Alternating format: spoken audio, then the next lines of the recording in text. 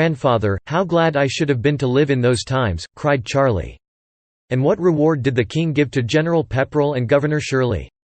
"He made Pepperrell a baronet, so that he was now to be called Sir William Pepperrell," replied grandfather. "He likewise appointed both Pepperrell and Shirley to be colonels in the Royal Army. These rewards, and higher ones, were well deserved, for this was the greatest triumph that the English met with, in the whole course of that war. General Pepperrell became a man of great fame. I have seen a full-length portrait of him, representing him in a splendid scarlet uniform, standing before the walls of Louisbourg, while several bombs are falling through the air. But, did the country gain any real good by the conquest of Louisbourg? Asked Lawrence, or was all the benefit reaped by Pepperrell and Shirley? The English Parliament, said grandfather, agreed to pay the colonists for all the expenses of the siege. Accordingly, in 1749, 215 chests of Spanish dollars, and 100 casks of copper coin, were brought from England to Boston. The whole amount was about $1 million. 27 carts and trucks carried this money from the wharf to the provincial treasury. Was not this a pretty liberal reward? The mothers of the young men, who were killed at the siege of Louisbourg, would not have thought it so, said Lawrence.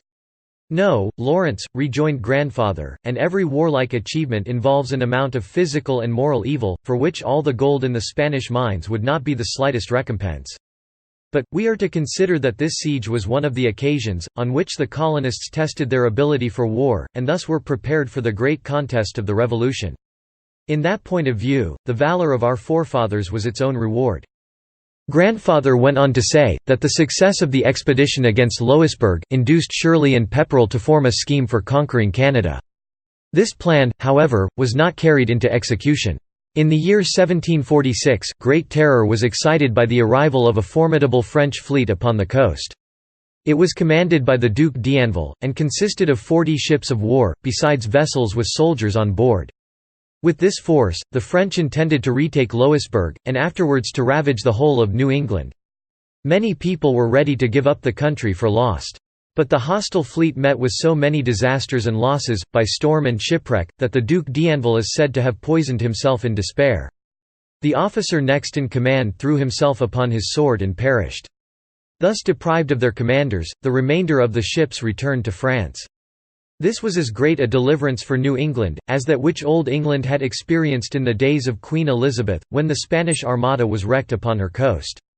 In 1747, preceded grandfather, Governor Shirley was driven from the Province House, not by a hostile fleet and army, but by a mob of the Boston people.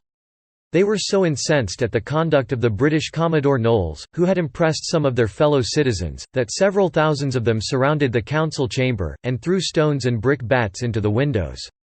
The governor attempted to pacify them, but, not succeeding, he thought it necessary to leave the town, and take refuge within the walls of Castle William. Quiet was not restored, until Commodore Knowles had sent back the impressed men. This affair was a flash of spirit, that might have warned the English not to venture upon any oppressive measures against their colonial brethren.